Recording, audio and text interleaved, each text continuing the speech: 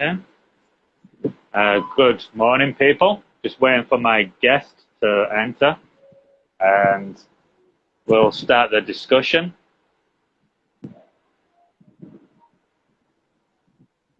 Just need to check if there's a problem here. Wasn't letting me connect to him.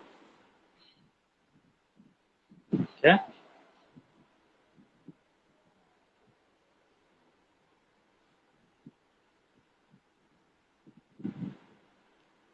See if we can get him in soon.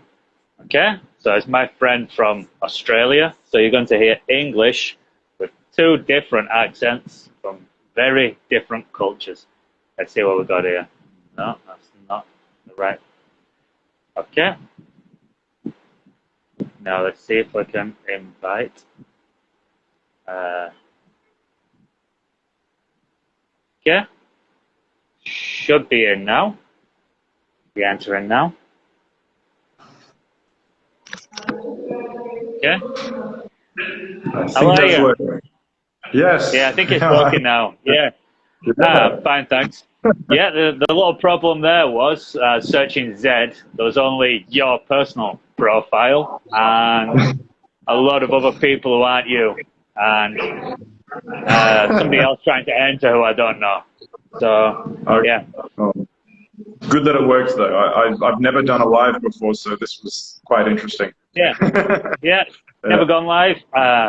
It's weird doing it by yourself. I've done some short ones by myself. I've also done one live with the coordinator from an English school I worked at. Two colleagues, wow. So that's the three. I had a range of people. Two Brazilians, one Colombian guy actually. So I had and always on the topic about English, like always this sort of topic. Yeah. The question I'd ask those three, which I won't ask you, is what made you interested in learning English? Yeah, that was my parents' fault. You know, I had no choice. Yeah.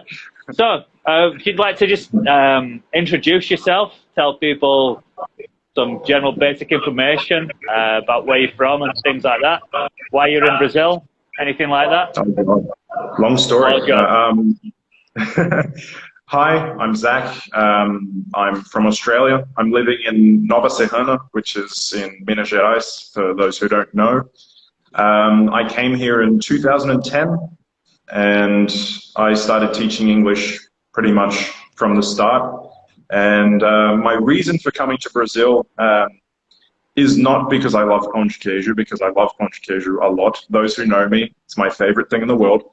But I met a girl who, it's fantastic. I mean, but I met a girl who went to Australia to do an exchange student program, and dated her there for a while, and decided to come back to Brazil. We actually worked out for me to come here and have the experience to live here for a short time, and fell in love with Brazil, and yeah, here I am. So a Brazilian doing an exchange. That sounds like my wife. She did an exchange in my city in England. I think that's how they get it. That's how they get us. That's how they get foreign guys in. It's always Brazilian women importing foreigners. It's true. So yeah. What made you decide to be? What job did you do in Australia? Well, that's weird because when I came to Brazil, I had just finished high school. So like I wasn't working. I was just focused on studies, that sort of thing. Not that it helped. But yeah, so I was pretty much free. You know, I decided to take kind of a gap year before I did university or anything like that. And yeah, it worked out for me to come over to Brazil and have this experience. So you met a Brazilian. Because obviously anybody with a globe or a map of the world knows how far Australia is from everywhere. Thank God the travel options today are much easier, because the first time I came over, I had to do like this square thing. I went up to I went to South Korea, and then across to Los Angeles or something, and then down to Brazil. It was a very long trip. It was terrible. Did you stay long in South Korea or the USA? or did you No, just literally just passing through. Yeah, it was interesting though to get the change in culture. Like to. Yeah, that's a very extreme differences. Yeah. You witnessed that. So, yeah. Do you want to say how we know each other, or shall I? I'll let you do that. I've told a bit of my story. Let's hear about you. Okay. One thing we kind of have in common is we're both big fans, have been players at times, and coaches as well of rugby league. For example, there are two types, and the type we play is the type from the north of England, where I'm from originally. It's just Australia have got better at this sport than us. Same thing happened with football and Brazil. They get our sport and become better than us at it. That happens. We're good at creating sports we can't win at. It's what we do. Create a lot of good sports. Yeah, maybe so. So I used to play this sport in England. I coached it in England, watched it a lot in England. Still managed to watch it on the internet. Sometimes pirated, sometimes on YouTube after. I saw something on Facebook about this sport in Brazil, the Brazilian team. I commented and asked if they had anything happening in Salvador, Bahia. That's where I live. And they didn't, but I was talking to a guy, Rob Bergen. He's a writer in Australia. That obviously knows him better than me. I've only talked to him on the internet and on WhatsApp. Never actually met him. But started to talk about the sport, and it was about a month ago, maybe a bit more. There weren't enough coaches at this rugby event in Taubaté,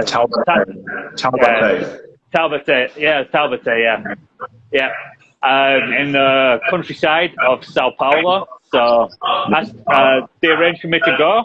So we went to this camp and coached some rugby together. And yeah, people thought we were brothers. People who aren't familiar with English and were speaking Portuguese, they thought we were brothers because we're both white, foreign and blonde. Yeah. We stand out. We definitely stand out. Yeah. Anybody who speaks English would notice the big difference in our accents now we're talking. So it's very, very, very big difference in accent. Okay. So yeah, we're rugby friends from the other side of the world. They're in Brazil. One thing to mention, rugby league will be a World Cup in my country in November. If your country doesn't cancel again, like last time. Terrible. Yeah, that was terrible. But the Brazilian women's team have qualified for their first World Cup in this sport. They'll play their first game in my city, actually, Leeds, a stadium called Headingley. I used to have a season ticket there. I used to watch my team, Leeds Rhinos, there. Every home game, so it's every other week. Watch many games there, and they're playing against England there. So, we'll see.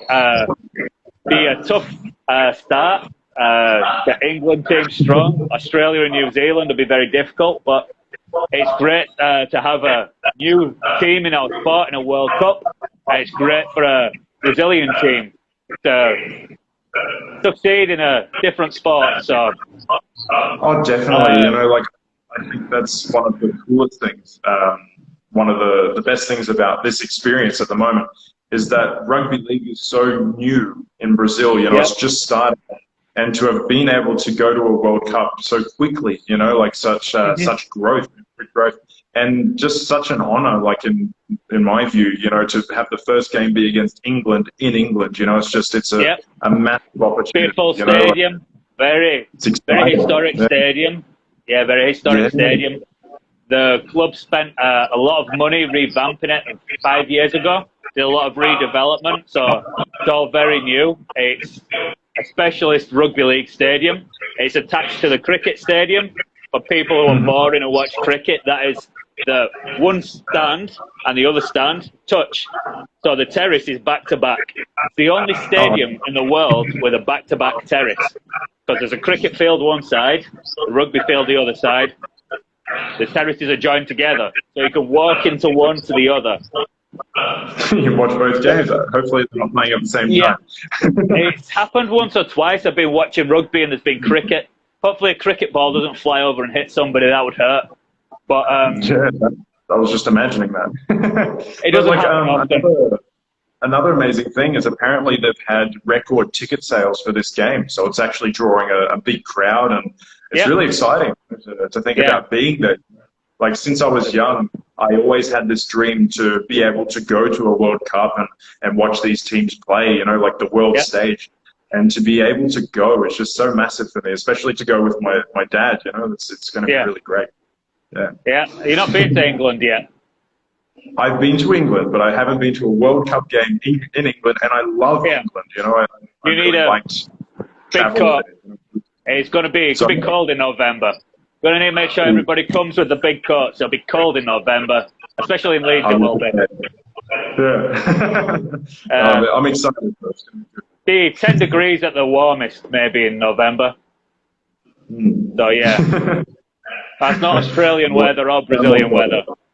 I think that's a big difference. Brazil and Australia are so similar, you know, in weather. It made adapting to this climate for me very, very easy. It was a very easy transition in that sense. Yeah. But tell me about your beginning here in Brazil. What was how did you get into English? And well, when I met my wife in England, I came to visit once, and then we were visiting each other for a little while. She came to England again when she had holidays in university time. And then I visited again and was planning to move and get married. So I had a look what job foreign people did, and teaching English is what foreign people do here.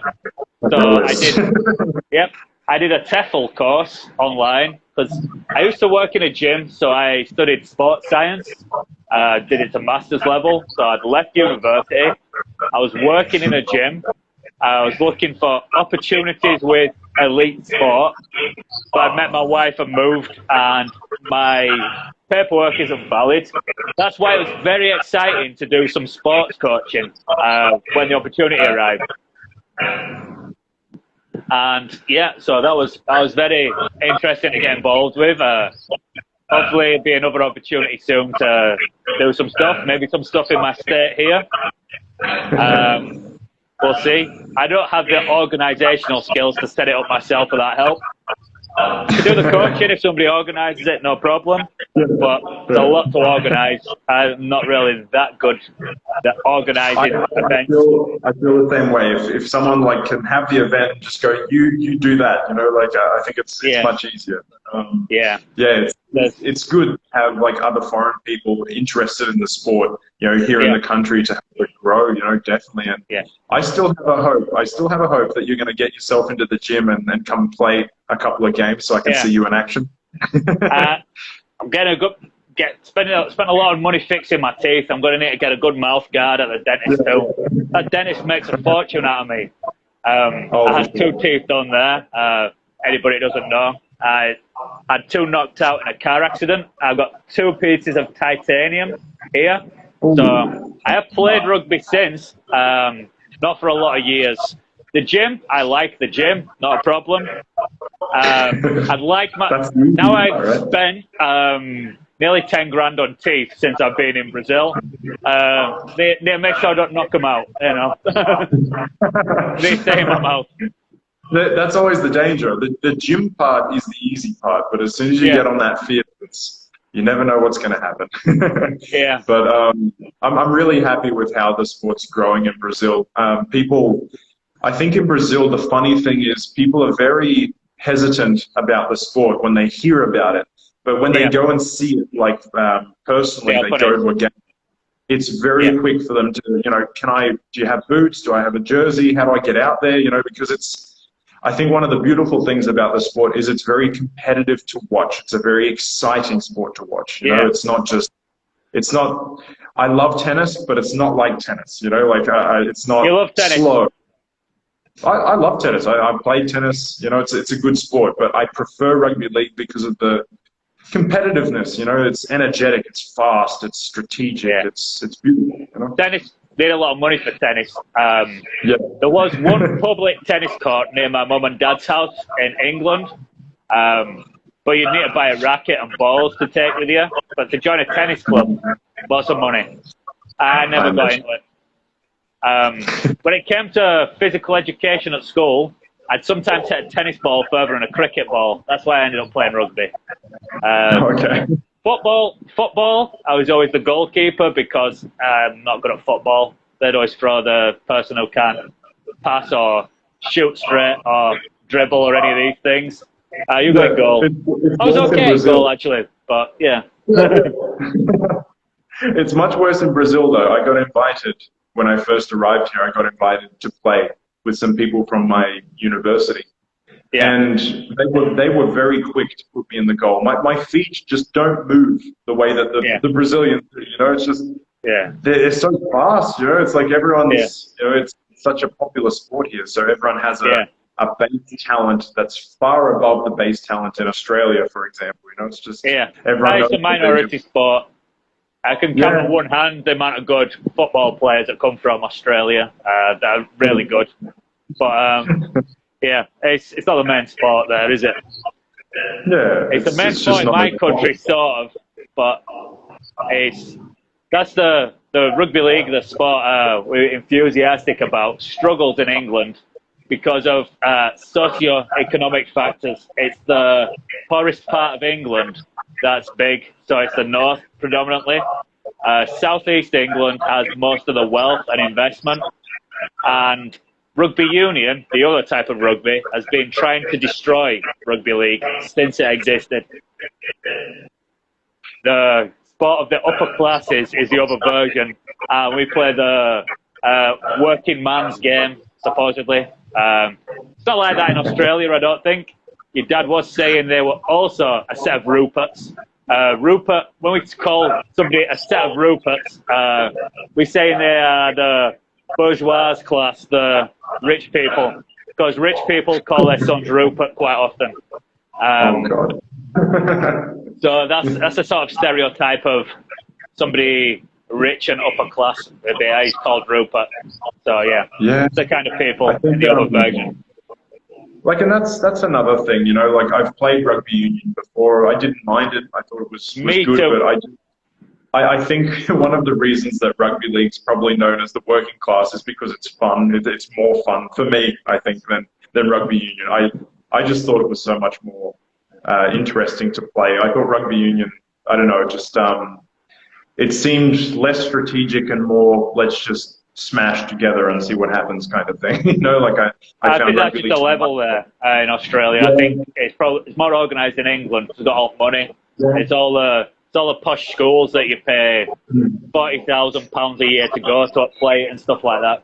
So, Oh no, don't get me wrong. When I said like smash together, I meant more on the field. Like the organisation is great, and it's a big sport, obviously. But I felt playing the sport, it just felt like a mess to me, you know, personally. Yeah. But it's a good sport. I liked playing it, but I prefer rugby league much more. Yeah, I got fun, but that's mainly because you're playing with your mates, your friends. I played at school and at university, but never for a club. I'd always played league at clubs. So I played both. I can judge both fairly, I think. That's it. In England, there's a lot of money for the rugby union, so I don't support England at rugby union. I favour my Welsh heritage. Can't stand England's rugby union team. I didn't mind them when they beat the Australians, but since, you remember Sam Burgess, who went to rugby union, a big star of rugby league? The press of rugby union wanted to blame him for everything wrong. Statistically, he was in the top 3 players of the team, and they started losing a game when they took him off. That didn't get mentioned, but there was some upper class bigot writing, probably wrote the article before the game happened, most of it, to blame it on the working class northern guy who played rugby league first. I blamed him. Since then, I'm against England rugby union. I think it's class to them. He's a lot of talent, that guy. He's not someone you'd keep on the bench for sure. He's got a lot of talent. Yeah, and so is that. And I always did I'll always support England and Wales. It's pays the galleys for any Brazilians that are not familiar with the country name. So that's Gareth Bale territory, or same first name as me, of course. Or older people may remember Tom Jones or Shirley Bassey. That's very old people. Maybe not too old to be on Instagram, these people. They're famous people from Wales. Catherine Zeta-Jones, actress. So that's that little country next to England. My mum is from that country, so I'll support them as a second nationality. But if it's union, I'd rather them win than England. The only sport I don't like England in. So. Well, you've got to feel comfortable with that. You've got to be really behind the team to make it worth it. It's like soccer or football for Australia. I don't follow it at all. Like in the country, like the national games, I don't follow anything. But I like watching them in the World Cup just because it's Australia. I'll watch them. The occasion you get to a World Cup if it's football, you know what I mean? Exactly. It's so special. It's like, we got there. It's always a special buzz of World Cup. It's always exciting. I'm just used to being let down by England. The new manager's good because he also has my first name, Gareth Southgate. Very good manager. That name does it. It comes from the name for sure. Well, I feel the same way about for example, the Brisbane Broncos in Australia for rugby league. We went through a very sad period after the grand final in 2016. It was such a high point. And now they finally seem to be getting their bearings back. It's really been really good to watch. I've seen some games on YouTube. Your dad probably provoked you when his team beat your team. That's strange. He's brutal. Yeah, I imagine. That seems strange to me because it's very common with English people to support the same team as the dad. So I support Leeds United, Leeds Rhinos because of my dad. And I'm from Leeds as well. You're not actually from Brisbane, are you? So you can explain the geography of these places? I could explain the geography. There's a story behind that, actually, because growing up, we lived close to Brisbane, about 1 hour and a half drive. So we kind of supported Brisbane from the beginning, let's say. Our club team, we had our club rugby league team, had the same colours, has the same colours as the Brisbane Broncos. So very close in that sense. But after a certain stage, when I went into my teenage years, we moved to the north of Queensland. And it was right about when Jonathan Thurston was coming into the picture and the Cowboys were growing and it was becoming a more popular team. My dad fell in love with the team and started following them before they started, having a lot of talent, but just because of the way that Jonathan Thurston played from the start, he just, fell in love with his style of game. So who did he support before then? Who did he support before? I wouldn't say he was a very firm supporter of the Brisbane Broncos, but he did support them, let's say. Obviously not if he's supporting a rival. No. Well, it's hard to... I would have to say that I support the Broncos and the Cowboys because they're both Queensland teams. Broncos is my team, but I love watching the Cowboys play. And my favorite game in the NRL, my absolute favorite, was watching Broncos versus Cowboys because it's always a close game. It's always a competitive game. They're the best games to watch. What about Gold Coast? And this new team, you got a new team as well. It's going to be 4 teams. You're going to be supporting too many. I can't support the Gold Coast. I had to choose. So it's got to be Brisbane and the Cowboys. They're my teams. I'm not going to go any further. And I do like the Melbourne Storm, so it's kind of difficult to choose there. But I've chosen the Broncos and the Cowboys. They're my teams. I dislike the Melbourne Storm. They cheated the salary cap. They were breaking rules to win. So my team, for a long amount of time, Leeds Rhinos, used to win the league and the grand final in England. I would have the World Cup Challenge against the champions of Australia. So at least one of those games, they were breaking the rules to win there. So we should have had another world title because of that. We didn't get. We did beat them once at Elland Road, the famous football ground of Leeds United. So Brazilians who watch the Premier League probably know this stadium. For the last couple of years, we stopped being good now. So I don't want to talk about them now. I can tell. It's a sad topic, right? The football's not great at the moment. Yeah. But I'm really happy with the Broncos because, like I said, it was a very sad moment. We like to see our teams winning, obviously, and it's been good. It's been entertaining to watch them lately. Especially with the sport every year becoming more and more competitive. It's good to see that the teams are following and things are getting better. Good morning, João Paulo. I talk to this guy quite often. Yeah, he's coming in to listen. Okay. Yeah. Good morning, John Paulo. I have a friend whose name is John Paulo, a very close friend. There's probably quite a few people. Yeah. It's a very common name. Yeah, John and Paul are common in English too, so it's not weird. Yeah. So it's not surprised you know somebody with that name. Oh, for sure. And we were talking about the World Cup. Are you looking to have any involvement? Are you going to go to the World Cup? What are you? I don't know. I've not thought that far ahead. If I'm asked to go, I'll go. But difficult to fund that and organise work and stuff. I don't know about that. Yeah, it is tough. It's a big time out of our work schedule and things like that. I'm automatically going, but so I'm kind of happy that I'm need to take that time out because it's a big opportunity for me. But yeah, it is something you need to organise to be able to go, right? Yeah. Well, I don't know how it'll be.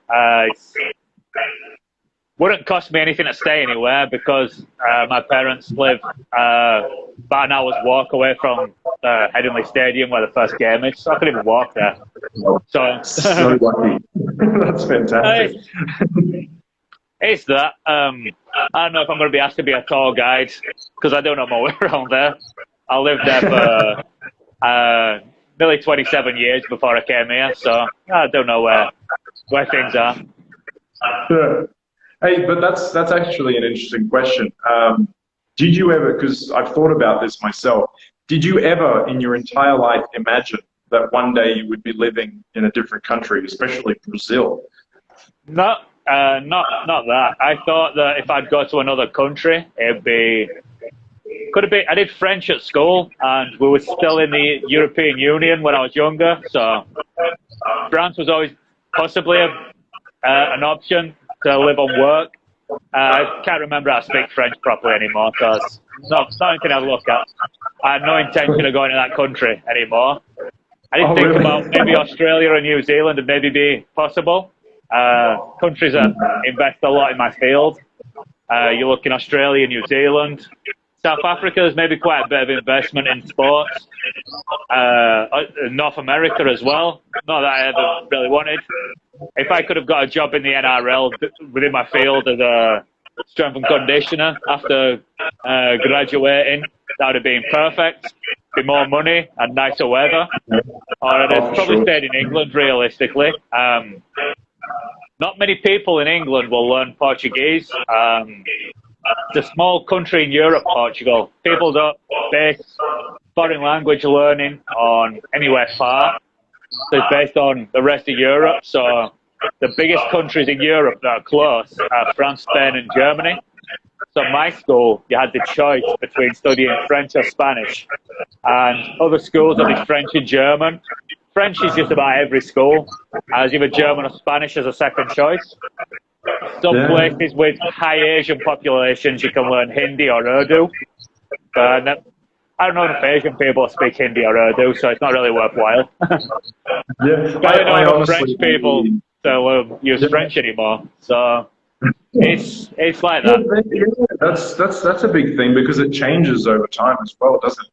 Like at my school, I wanted to learn something like French or German. You know, I still want to learn French. I think it's really cool. French and German, two interesting languages to me.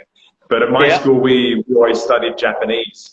And, Really? you know, it was cool, but I wanted to study something else, you know, like I really wanted to study French or German. And yeah, no, you're going to do You're a lot Japanese. closer to Japan than you are to France or Germany. So maybe it's more likely to use it. Exactly. But still, I ended up spending more time in Germany and France. I've never been to Japan. So, so there you go. Yeah, maybe it's like that. I've spent more time in Brazil than I've spent in France, and maybe I should have had Portuguese at school. It's coincidental. I think that's probably one of the most unlikely languages for them to teach, though, isn't it? Like, yeah. You know, compared to other languages, especially for you, because you're so close to Europe, you know? Yeah. I think Polish is grown as a foreign language because there's a lot of Polish people in Britain, but it's not a major one. It's not really in schools much. It's you could find a Polish teacher relatively easily. So sort of Eastern European languages are more used now in England than maybe Western European languages.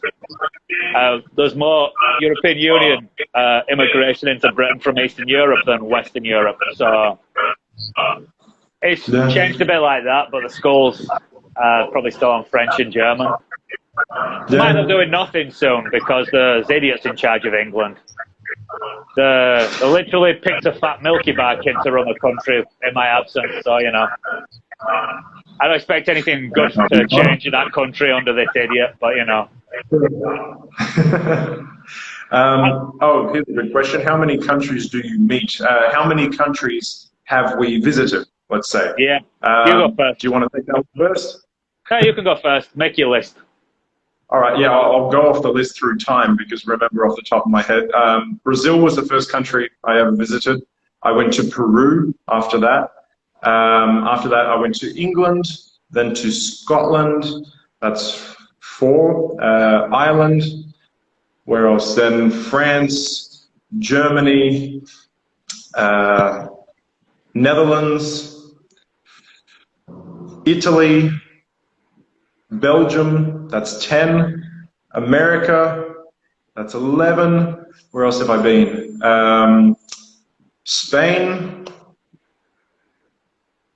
God, are there any other places? I'm sure I'm forgetting one country, but you've been asked if you're British. You should clear up that you're not British, you're Australian. Somebody asked. I'm Australian. Yeah, I'm from Australia. So yeah, yeah. But just answer that question, ready? That's quite a lot. So I wouldn't really think to count England, Scotland because we have a British passport. The kingdoms rather than countries. So the United Kingdom is the country. So I've been to all of the territories of the United Kingdom. So England is a kingdom, Scotland is a kingdom, Northern Ireland is a kingdom, Wales is a principality, so it's not a kingdom.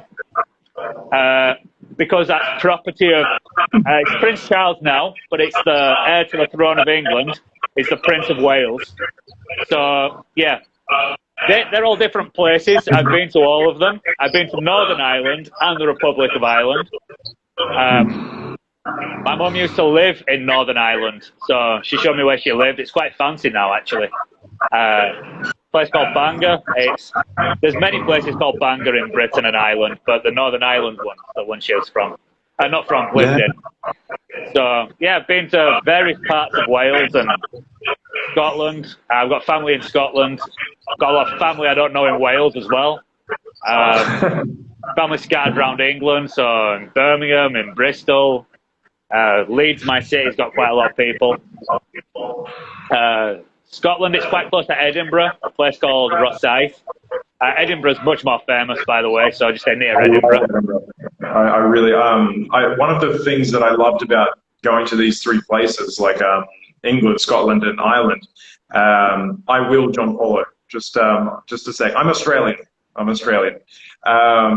one of the things that I loved about the land of the kangaroos. There's double the population of kangaroos than there are of people. 50 million kangaroos compared to 25 million people. So But one of the things I loved about visiting these places is I love medieval things. I really love castles. Lord of the Rings fan. So Scotland, especially for me, was like, oh my god, you know, it's you been really to Wales cool yet? I think Wales has more castles per space and amount of people.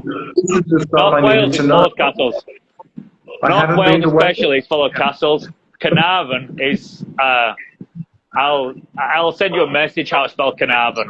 So I need to Google it. It's a Welsh language spelling. Yeah, send me. Yeah, I love castles, love all that medieval stuff. I'm a Lord of the Rings fan. I'm really big fan of Lord of the Rings. You live near Middle Earth. Have you been to New Zealand? I've only been to the airport. I really want to go and visit because of where it was filmed. You know, like it's beautiful. You know, really nice. Yeah. And I want to go skiing as well. Do some skiing. But yeah, John Paulo, my nationality is Australian, and my friend is Welsh, English, British. Yeah, all of those. Yeah. All of those. Yeah, my country's the most complicated to explain because of weird monarchy things, really. Dividing like this, it's not being federalized like Brazil has or the USA. I think Australia's federalized, is it? My God, I don't know. We're part of the English, you know, Commonwealth. Yeah, regime. I know you are, but states have different laws or not? Man, honestly I don't know very much about Australia. But a lot of people ask me about politics and about like these types of details. I have no idea. I just don't. I didn't take enough interest in these aspects of like law and politics. So like people ask me, I had to find out today. I was literally worried about this question about politics. So I literally researched it just before I came here to know how many political parties we have and something. Wondering about that. I don't know the English ones. I know the ones that have won seats and stuff. But there's the best political party name in the world is a joke party in Britain called the Monster Raving Loony Party. So they're not really serious. They're a joke, and they've won seats before because the real politicians were that bad. There's a guy that's won it. There's a guy called Count Binface, who's a real politician, by the way, walks around with a bin on his head. So there is these kind of things in politics that make it a bit more fun. The fact that they get votes, wow, that's pretty cool. Yeah. We're a country of... I always found that famous Australians are quite funny. I don't know why. Maybe not all Australians are as funny as the famous ones. We're not all as funny as our comedians either. But that's one of those things. And to say the countries I visited, so I started with all of Britain. Then I went to Spain, Ireland I've mentioned, France. Where did I go after that? Italy. That's a new place. Brazil, Greece. I went to Crete in Greece, so not mainland Greece. So you went to Greece too, and you forgot. I went to Greece. I knew I'd forgotten one, but yeah, continue. Then last time I was in Europe, we went to Berlin and Budapest, so you can add Germany and Hungary to that list. Should remember what country I was in there. Yeah, and back to Brazil. Not yet explored any more of South America. I would like to go to Machu Picchu in Peru and other places. I think that'd be a nice trip. Probably other nice place in Peru. Colombia will be on the list. Got a Colombian friend who said some good places to go there. Yeah, that's fantastic too, because I'm working to try and enter the Brazilian men's rugby league team, like the national team. And if I do manage to enter, we're set to go to Colombia and to Argentina at the end of the year, which are two places I haven't been before. So it'd be great to be able to visit and to play rugby league there. So that's going to be interesting. Yeah. I don't know if I'm in any kind of condition to be playing a game. I've not played a game since I was 6 years ago. The last time I played a game. It's a long time. Wow. Yeah, that is a long time to be without playing. Yeah, I need a very good pre-season. But we can work on that. We can work on that. I could work on that maybe. As I number think you one would be priority is surprised. protect the expensive new teeth, and yeah, I'm sure I could manage. Yeah, get like a bulletproof mouth guard or something, something that's really going to protect. Like that You'd be Boswell and surprised. Jaws, pure titanium. Yeah, exactly. But you'd be surprised about how much energy like we come back. I don't know if you're the same as me, but when I came over to Brazil, I didn't have much contact with sport. Obviously, couldn't find rugby league anywhere. And I really missed it because it was such a big part of my life. So when I found a rugby union team, I will answer your question, John Paulo, one moment. When I found a rugby union team in Belo Horizonte, I found a team that trains. I was like, I have to go. At least it's rugby. And I had so much held in energy from not playing for so many years that when I got out there, I just threw everything into the game. No fitness at all, but I came back with cuts and bruises everywhere. I took 3 days to recover after playing, but it was such a good experience. I think we never forget. It's like riding a bicycle. Yeah, I'd be fine. Just do something about the expensive teeth, maybe back there. Get a bit of muscle memory. Yes, take care of those teeth first.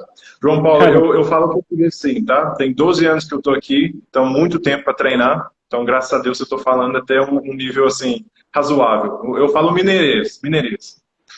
He's a Mineiro. I do talk to this guy. Yeah. But yeah. So you haven't visited many South American countries yet, right? None. Just Brazil. Just Brazil.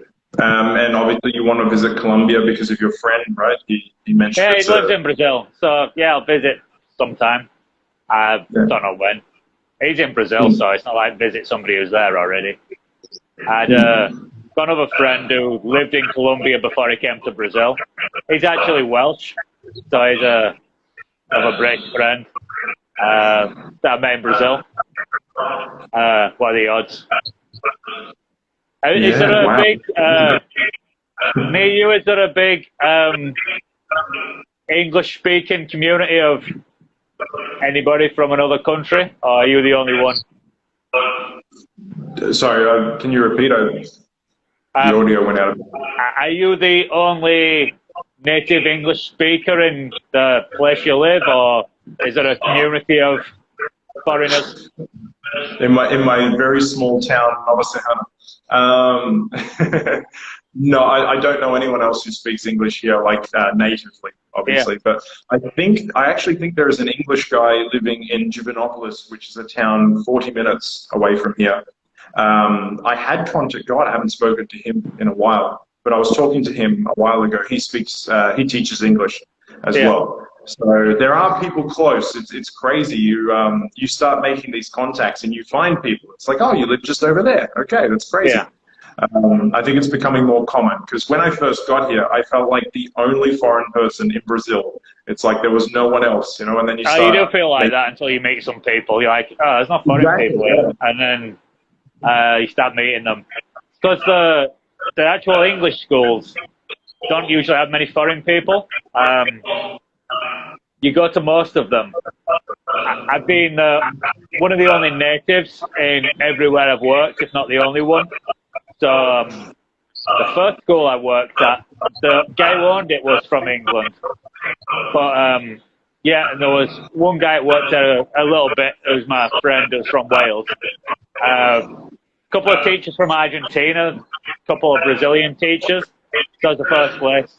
Second place was a conversation group kind of business, and they wanted everybody to be native.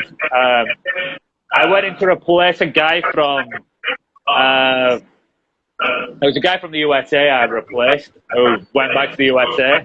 So I had a Nigerian friend, not seen him in ages, that was pandemic, I think he's still in Brazil anyway. There's another Nigerian person there, has gone back to Nigeria.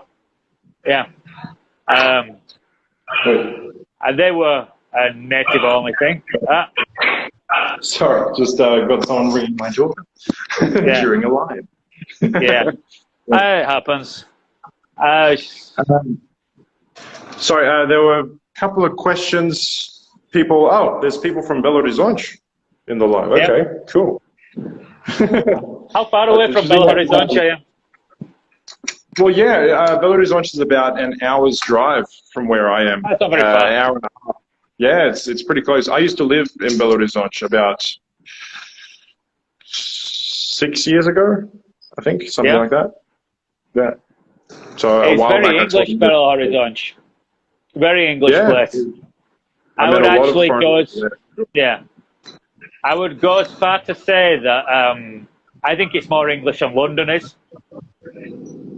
That'll sound really bizarre, but London's an international city, and when this idiot of a prime minister was mayor of London, he sold most of the property to wealthy, corrupt Russians who stole money from the breakdown of the Soviet Union.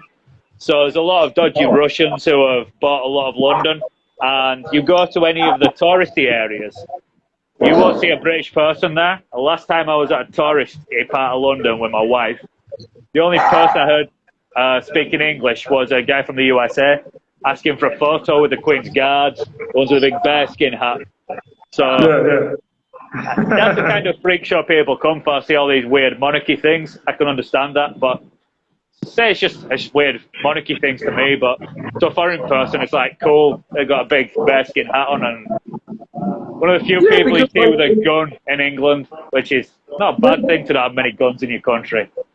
But it's very stereotypical, you know, like everything, like when you see a movie that wants to stereotypically show England, it's Buckingham Palace, it's the Queen, it's the guys with the hats, it's the buses. Yeah. So like when we go to England, it's like we have to see it, you know? It's part of the experience. So I went to Buckingham Palace for sure. It was like one of the first places. You went inside? You managed to get inside? Did I manage to get a what? Managed to get inside Buckingham Palace? No, I didn't get inside. I watched the changing of the inside. Yeah. I don't know if you can. John Paul, I'm an English teacher. If you want, you can add me. I don't know if my contact's here in this thing, but Zed English, okay? You can add me and we can talk about having classes, okay? But do they organise visits for Buckingham Palace? I don't think I even looked into that. If you were Prime Minister of Australia, you could visit, but I don't think normal people can. If you're a head of state or a monarch or something, you can go visit the Queen. If you're on the Queen's Honours list, so if you did something that would get you a knighthood or an MBE or an OBE or something like that, you can visit the Queen. But just as a normal tourist, no, you can't visit the Queen. There would be people who try kidnap her or something like that if there were.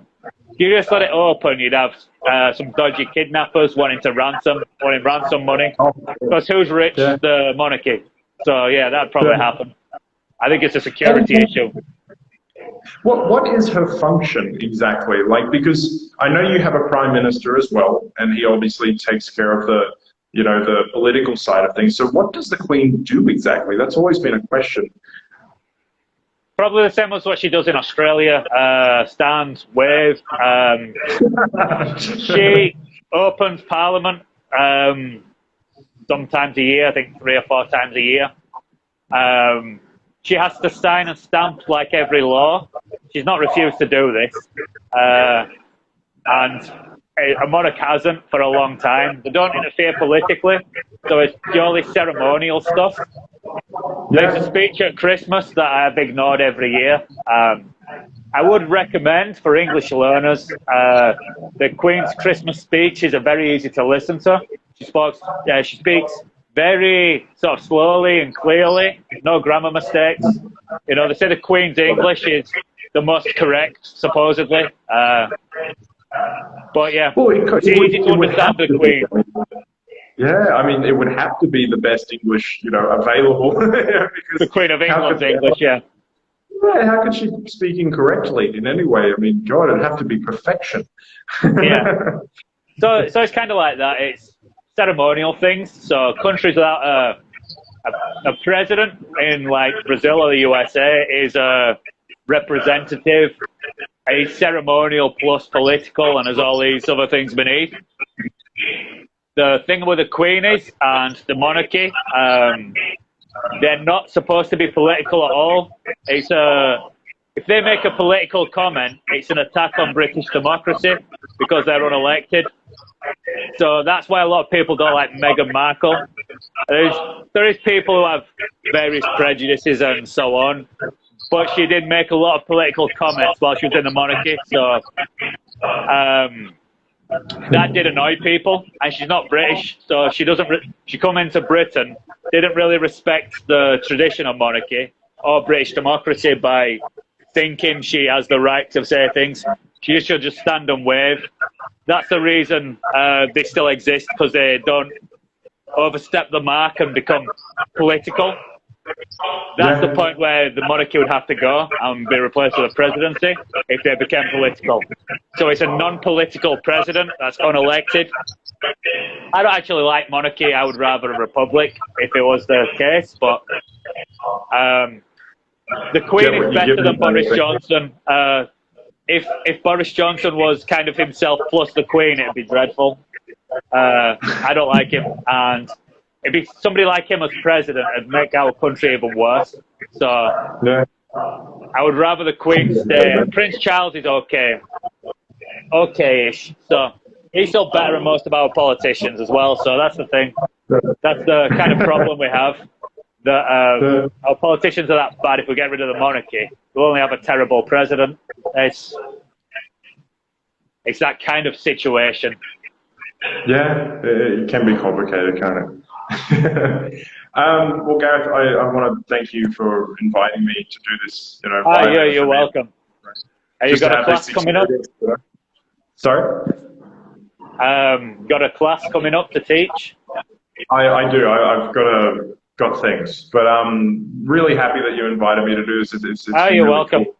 Hopefully we can all have others. Yeah, I'm sure we can have another live again sometime soon. I just need another guest between, so it doesn't look like I've only got one friend. That's something that needs to happen. And thank you for your time and coming on this thing. This video will be saved to watch later, and I will also be uploading it to my YouTube channel. And that might take a while because I have found. There you are. That's a question for you. Is an Australian accent similar to an American accent? Not really. I would also say not really. No. I think American accents, it's a bit complicated because they're very regional in the country. Like you can go to New York and they speak one way, and then you go to Texas and it's completely different. Like the accents are very strong. In Australia, we have an accent that's probably much closer to the English, British accent than the American, for sure, from the base. But it depends on where you go in Australia. My family sometimes say I'm adopted because I speak sometimes with a very British accent compared to my father, who speaks with an extreme Australian accent. Yeah, so it depends, but like they are different. Yeah, they are different. I was rather disappointed when your dad says nobody has them hats with the corks in anymore. No, that's the worldview of most people share of Australia. Corks in the hat, the flip-flops, the drinking a can of Foster's, which you don't drink there, is what people think of Australians. Throwing shrimps on the barbecue, All these stereotypes of Australia aren't true, and that's kind of disappointing. But anyway. They do exist. It's just not everyone. You're welcome. Yep. So, I'll have a version of this subtitled on YouTube, I was about to say. That will take a little while, though, because the subtitling takes time. So if you want to watch again, they'll be subtitled on YouTube, and this file will stay on my Instagram. If you want to follow Z_English to get Zach's professional profile, probably some information on there. It'll be good and interesting. Okay? I hope everybody has enjoyed this live. I'll try and book another one with another guest as soon as possible. Have a nice weekend, everybody. Hope you've enjoyed this. And thank you again, Zach, for being a good guest. You. Thanks for having me. Yeah, you're welcome. Okay. All right. Bye-bye. Bye.